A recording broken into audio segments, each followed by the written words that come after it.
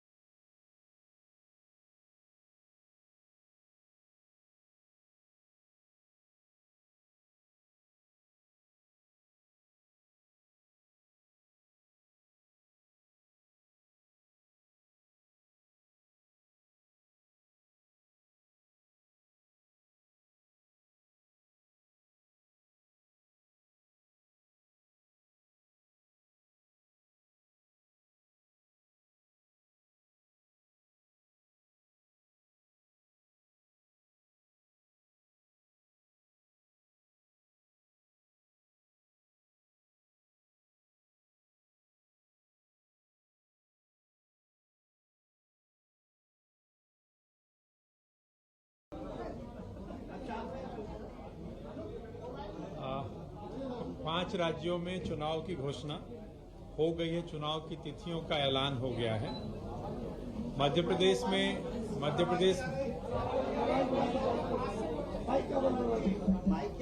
इसकी वॉल्यूम बढ़ाओ, कहाँ से बढ़ाते हो पता ये क्या है?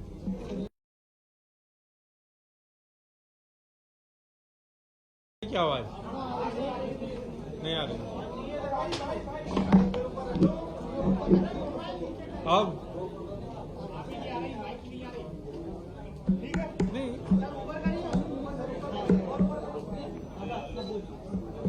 नहीं इतना ऊपर आ रही आवाज नहीं आ रही।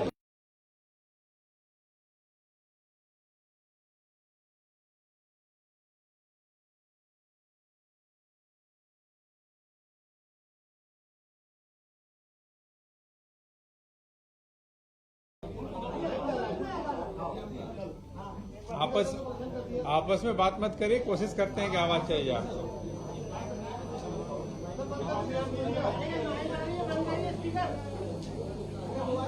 ये क्या आवाज है?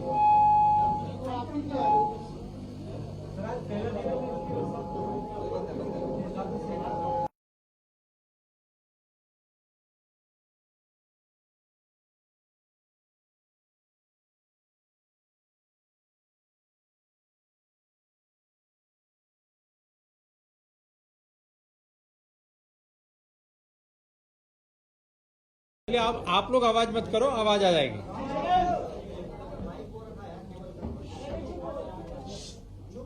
चुप हो जाइए सब। चुनाव की तारीखों की घोषणा हो गई है। मध्य प्रदेश में जो चुनाव की जो स्थिति है वो ऐसी है कि 21 अक्टूबर को गजट में नोटिफिकेशन होगा। आज चुनाव की घोषणा हुई है। गजट नोटिफिकेशन के साथ ही नामांकन की जो कार्रवाई होती है, नाम निर्देशन पत्र प्राप्त करने की, वो आरंभ हो जाएगी। आखिरी तारीख जो है नॉमिनेशन फाइल करने की वो 30 अक्टूबर है। जो नॉमिनेशन पत्र आते हैं उसकी जो स्क्रूटनी होती है वो 31 अक्टूबर है। जो आखिरी तारीख है जिसपे कोई आदमी अपना नॉमिनेशन वापस ले सकता है वो 2 नवंबर है।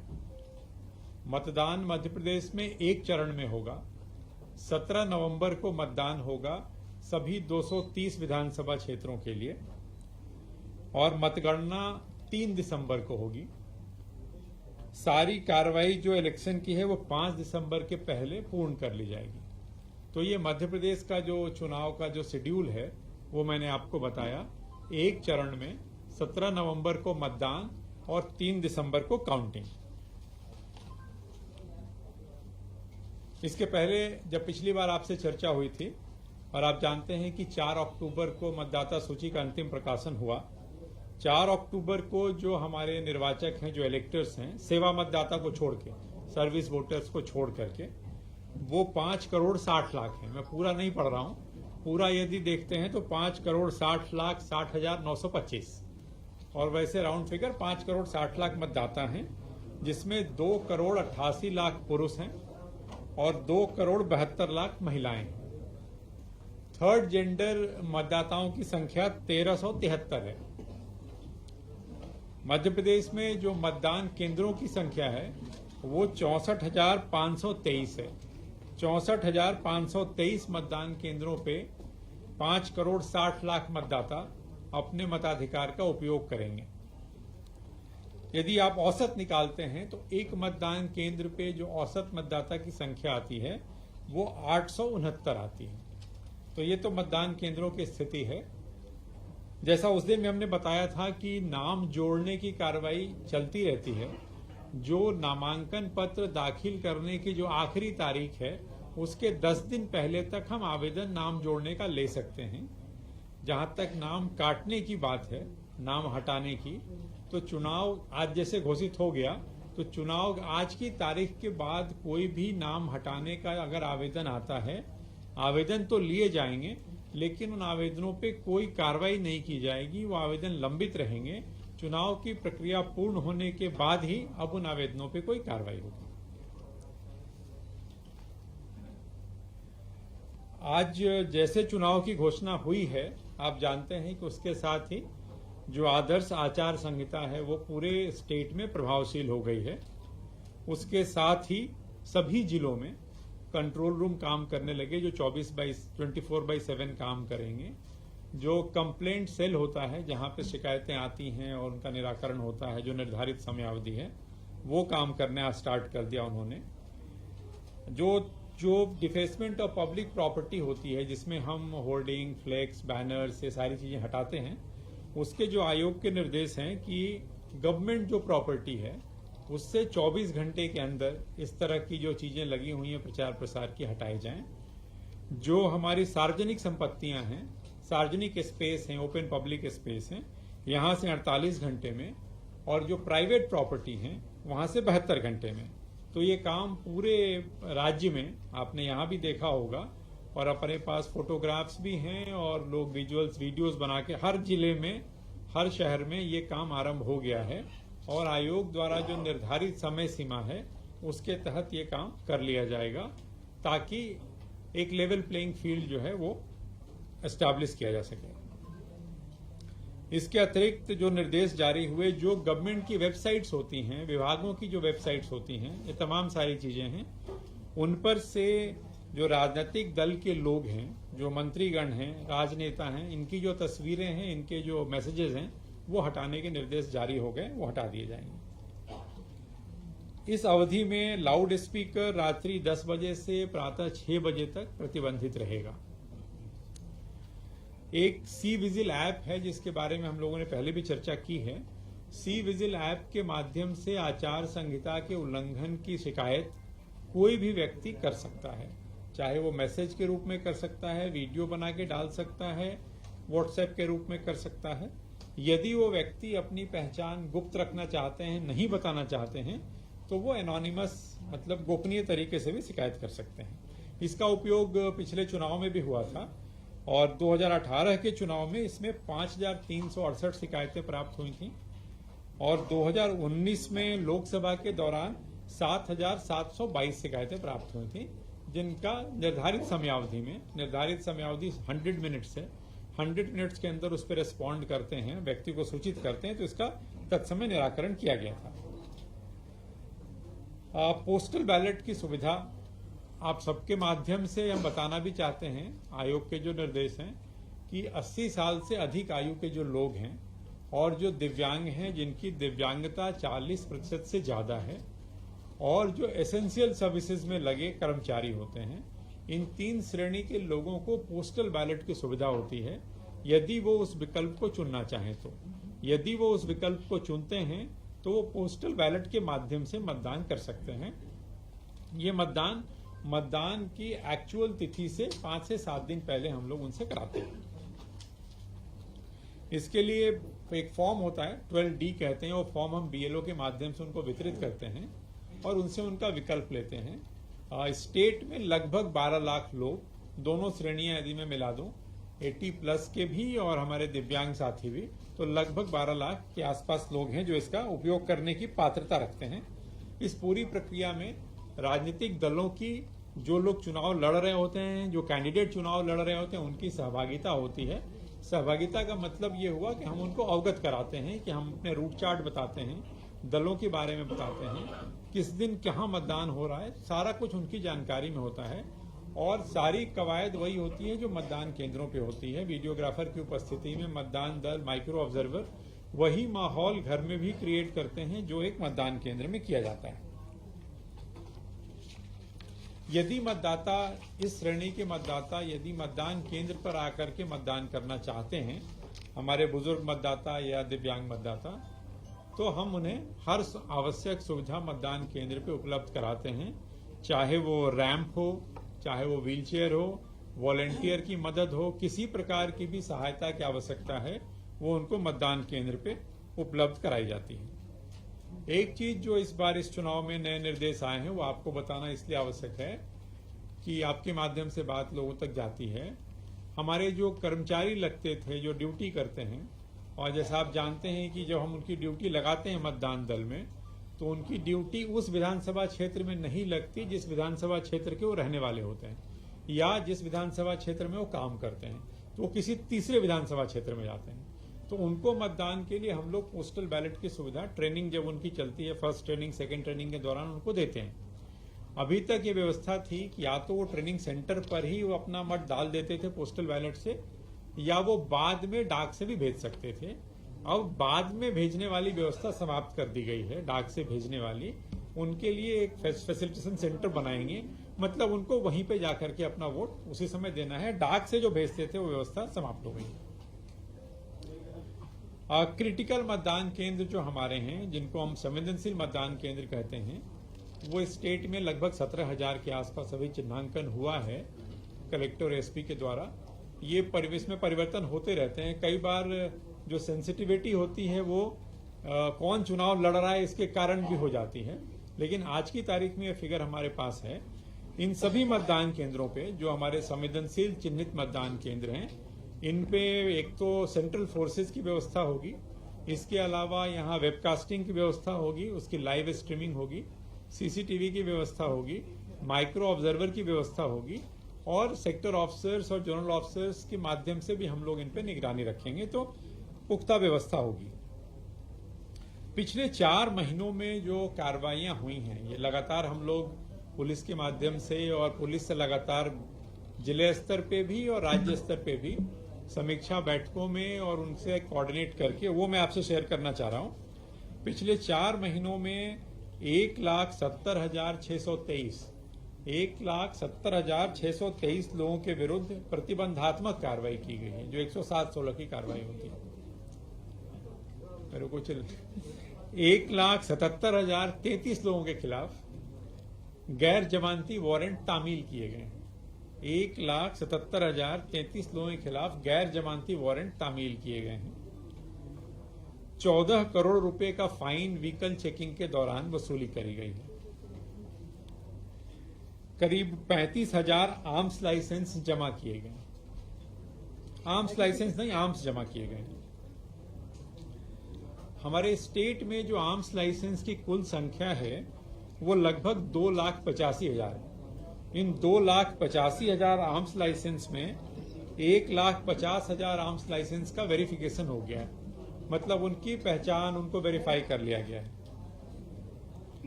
6,424 अवैध आर्म्स जब्त किए गए हैं। 6,424। ये जो पुलिस के माध्यम से जो कार्रवाई पिछले 4 महीनों में की गई है वो मैं आपको बता रहा हूं।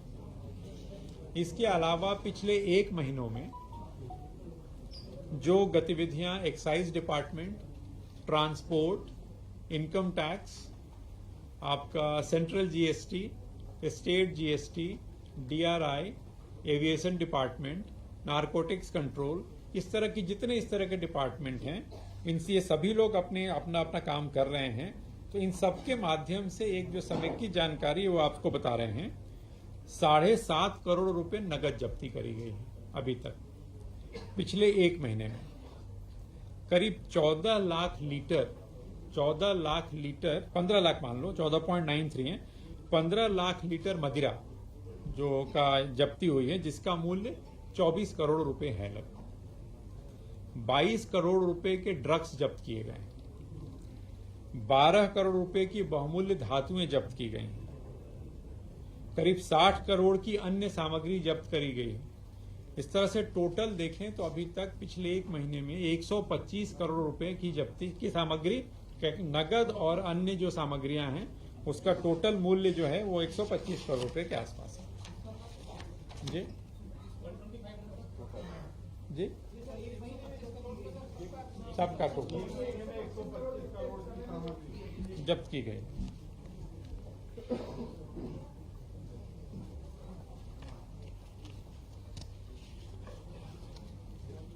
आप नहीं हुआ नहीं अभी नहीं। एक मीडिया से रिलेटेड जो एमसीएमसी होते हैं आप सब जानते हैं, तो जिसको हम मीडिया सर्टिफिकेशन और मॉनिटरिंग कमेटी कहते हैं, उसका गठन राज्य स्तर पर भी हो गया। आज से उसने काम करना आरंभ कर दिया और सभी जिले में उसका गठन हो गया, उसने काम करना आरंभ कर दिया। प्रिंट मीडिया में कोई भी एड पॉलिटिकल पार्टी के द्वारा अगर दिया जाता है साइलेंस पीरियड में, मतदान दिनांक के 24 घंटे के अंदर या 48 घंटे के अंदर, तो उसको सर्टिफाई कराना जरूरी है। पहले उसका सर्टिफिकेशन होता है, उसके बाद ही वो एड किसी प्रिंट मीडिया में जा सकता है। इलेक्ट्रॉनिक मीडिया में कोई भी एड अगर पॉलिटिकल पार्टी देती है तो वो बिना सर्टिफिकेशन के नहीं दिया जा सकता। तो ये भी आपको बताना था। एफएसटी और एसएसटी आपने सुना होगा, फ्लाइंग स्क्वाड टीम, और एसएसटी कहते हैं स्टैटिक सर्वेलेंस टीम। सब तो हर विधानसभा क्षेत्र में न्यूनतम 3 फ्लाइंग स्क्वाड टीम और 3 एसएसटी का गठन करके आज से नाकों पर या मोबाइल टीमों के माध्यम से जांच की कार्रवाई, जब्ती की कार्रवाई प्रारंभ कर दी गई है।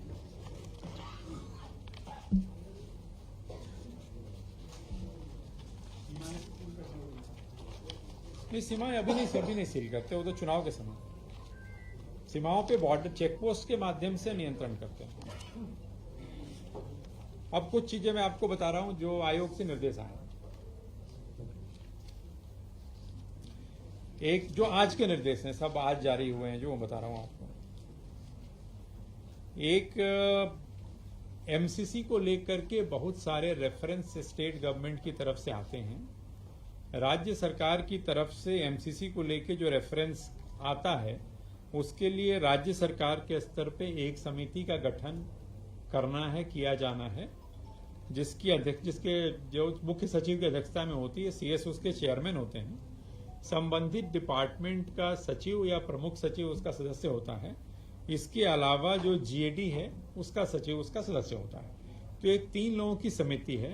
कोई भी प्रस्ताव जिसमें आपको एमसीसी से छूट लेनी होती है या एमसीसी से रिलेटेड कोई भी मुद्दा है, तो इस समिति में पहले उसका परीक्षण होता है।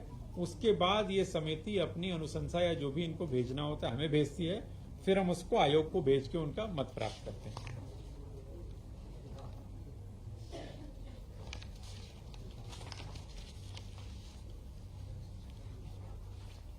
अगला जो सर्कुलर है आज का, मैं उसके मुख्य बातें पढ़ दे रहा हूं। एक तो यह है कि कोई भी मंत्री अपने गवर्नमेंट दौरे के साथ इलेक्शन दौरा कंबाइन नहीं करेगा और न गवर्नमेंट मशीनरी का उपयोग करेगा। गवर्नमेंट ट्रांसपोर्ट जिसमें एयरक्राफ्ट भी शामिल है, हर तरह के व्हीकल शामिल हैं, उसका उपयोग नहीं करेगा। जो पब्लिक प्लेसेस हैं, मैदान हैं और इस तरह के स्थान हैं, उस पे किसी की मोनोपोली नहीं होगी। पार्टी इन पावर की मोनोपोली नहीं होगी। मतलब उसका सभी को समान रूप से उसका वितरण किया जाएगा, चाहे वो इस प्रकार के स्थान हो या वो रेस्ट हाउस हो, डाक बंगले हो, इस तरह की चीजें हो। और इन जगहों से किसी प्रकार की पॉलिटिकल एक्टिविटी नहीं की जाएगी, गेस्ट हाउस से, डाक बंगलों से, इन जगहों से। राज्य के खर्चे पे कोई भी विज्ञापन जारी नहीं किया जाएगा। किसी भी अखबार में, किसी भी मीडिया में स्टेट के खर्चे पे कोई विज्ञापन इलेक्शन जब तक पीरियड है जारी नहीं किया जाएगा। मंत्री या कोई भी अथॉरिटी किसी प्रकार की स्वीकृति, स्वेच्छानुदान जो होता है, डिस्क्रिशनरी फंड से कोई भी स्वीकृति जारी नहीं करेंगे, जैसे आज से अनाउंस हो गया। इसके बाद से आज से मंत्री या किसी भी अथॉरिटी के द्वारा किसी भी फॉर्म में कोई भी फाइनेंशियल ग्रांट या कोई भी प्रॉमिस नहीं किया जाएगा। किसी प्रकार के भूमि पूजन, शिलान्यास वगैरह वगैरह चीजें नहीं होंगी। किसी प्रकार के वादे, इस तरह के रोड बनाने के, पानी पहुंचाने के, आदि आदि इस तरह के एश्योरेंस वगैरह भी वादे नहीं किए जाएंगे। कोई अपॉइंटमेंट्स नहीं होंगे, एडहॉक हो या जो भी इस तरह की चीजें हैं, चाहे वो गवर्नमेंट हो या पब्लिक अंडरटेकिंग हो। ऐसा कोई भी काम नहीं होगा जो वोटर को इन्फ्लुएंस कर सकता हो। सरकार की उपलब्धियों को बताने का कोई भी एडवर्टीजमेंट इलेक्ट्रॉनिक या प्रिंट मीडिया में नहीं होगा। मैंने पहले बात कर ली उसकी, मैं उसके मेन पॉइंट बता रहा हूं आपको। ट्रांसफर पे टोटल बैन होगा, कंप्लीट बैन ऑन ट्रांसफर्स। यदि बहुत इमरजेंसी में ट्रांसफर्स करने की जरूरत है तो आयोग की अनुमति से होंगे। यदि कोई ट्रांसफर्स हो गए हैं लेकिन वो उसका इम्प्लीमेंटेशन नहीं हुआ है, मतलब ट्रांसफर हुए हैं, it has not been given effect to, तो फिर वो उस पर आगे कोई कार्रवाई नहीं होगी, मतलब वो ट्रांसफर एग्जीक्यूट नहीं होगा।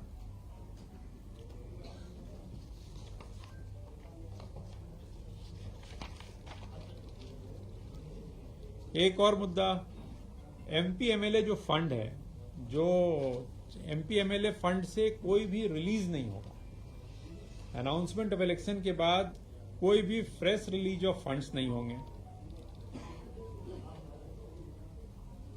किसी काम का जिसका वर्क ऑर्डर इशू हो गया है लेकिन काम अगर शुरू नहीं हुआ है मौके पे, तो वो काम शुरू नहीं होगा।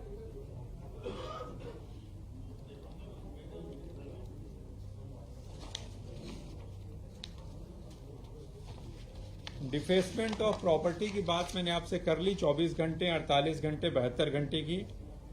मिसयूज ऑफ ऑफिशियल व्हीकल मैंने आपसे बात कर ली। एडवर्टीजमेंट की बात हो गई। फोटोग्राफ पब्लिक पॉलिटिकल फंक्शनरी के ऑफिशियल वेबसाइट्स पे नहीं होंगे, ये बात हो गई। एक चीज और है जिसमें हमें मतलब डिपार्टमेंट से इस बात की जानकारी अगले 72 घंटे में हम लेंगे कि कौन कौन से काम चल रहे हैं मौके पे। आज की स्थिति में जो काम चल रहे हैं उनकी सूची हम वर्क्स डिपार्टमेंट से प्राप्त करेंगे, एक, और दूसरी प्राप्त करेंगे ऐसे कौन से काम हैं जो स्वीकृत हैं लेकिन मौके पे आरंभ नहीं हुए। फ्लाइंग स्क्वाड एफएसटी की बात मैंने आपसे बता दी। कंप्लेंट की बात हो गई। आईटी एप्लीकेशन से रिलेटेड जितने भी एप्स हैं, चाहे वो सी विजिल हो, हम लोगों ने बात की, चाहे वो सक्षम ऐप हो, चाहे वो अन्य जो भी ऐप हैं, चाहे स्टेट के हों या ईसीआई के हों, वो सभी आज से फंक्शनल हो जाएंगे।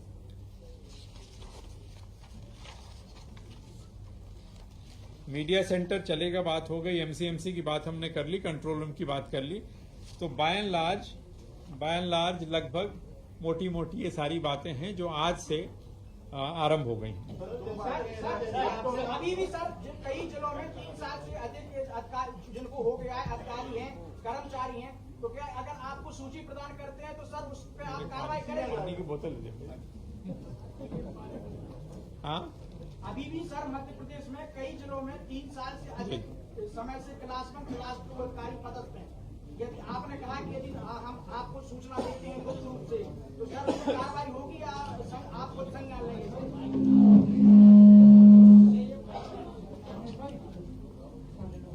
देखिए, ये माइक तो मैंने ऑन नहीं किया है। आवाज कम कर दो भाई, उतनी देर से चिल्ला ही रहा हूँ। नहीं, इसमें ये है, और भी कम कर दिया।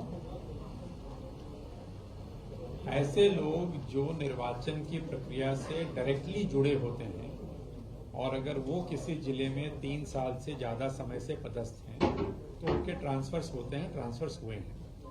यदि आपको लगता है कि फिर भी कोई छूट गया है, शिकायतें आती हैं, फिर कुछ अधिकारी ऐसे हैं जो सत्ताधारी पार्टी और उसको समर्थन कर रहे हैं, उसके प्रूफ भी हैं। तो आप, मेरा कहना ये है कि अगर आपके संज्ञान में लाया जाएगा तो आप गुप्त रूप से उसको मतलब आगे करेंगे।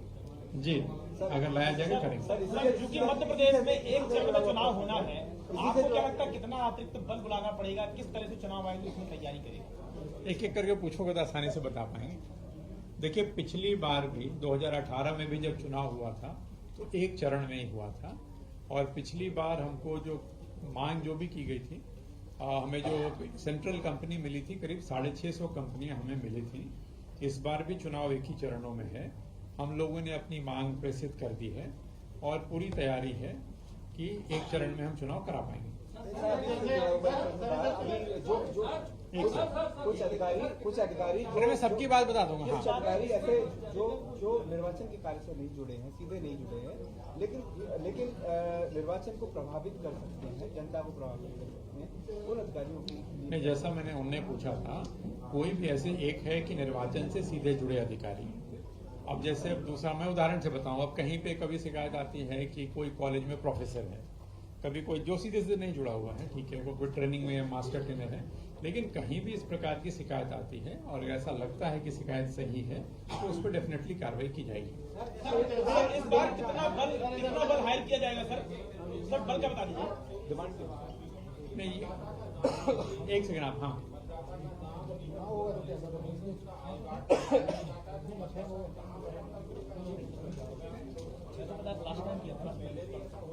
क्या फिर से बताएं? एक से एक।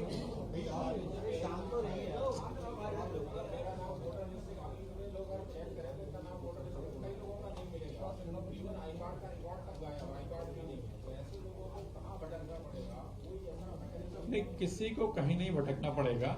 आई रिक्वेस्ट सभी लोगों को कि अपना चेक कर लीजिए और अधिकांश लोगों का होगा। अगर आपने नाम जोड़, मैंने तो अपना चेक किया, सभी का होगा, आपका भी चेक कर लेंगे।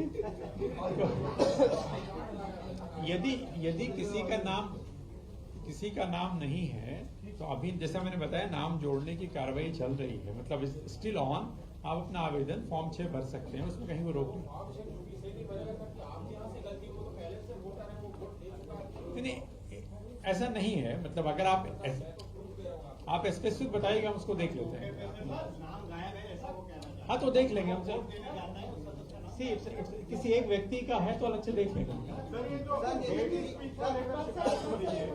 और कई तरह के वीडियो वायरल हो रहे हैं, तो इसको लेकर क्या संज्ञान नहीं, जो भी इस तरह की चीजें अगर आती हैं और उस पर शिकायत होती है तो उस पर कार्रवाई होती है और जरूरत पड़ने पे संबंधित सोशल प्लेटफॉर्म से उसको टेक डाउन भी कराते हैं, वापस भी लेते हैं। सर, आज लेकर लगातार सबसे ज्यादा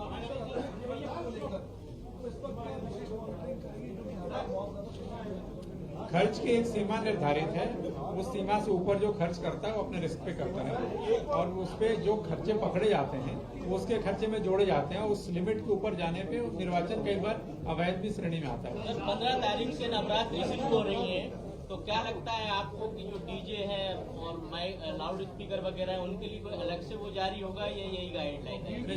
जो गाइडलाइन है, नहीं भीड़ तो जो गाइडलाइन है वो उन पे भी लागू होगा।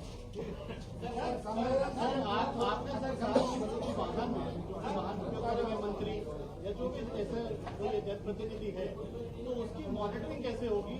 उसका आज से ही उसको ऐसी गाड़ियों को बैन लगना चाहिए जो सरकारी गाड़ी उपयोग कर रहे हैं, कोई वाहन उपयोग या सरकारी आवास उपयोग कर रहे हैं, तो उस पर कैसी मॉनिटरिंग? सरकारी आवास के उपयोग पर रोकने आपको आगे बढ़ा के ले गए। वाहन की बात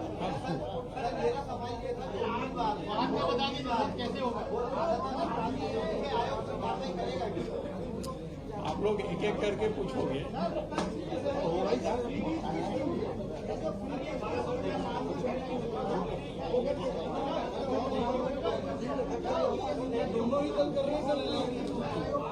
नहीं, आप लोग अगर ऐसे करोगे तो बहुत मुश्किल है। हाँ।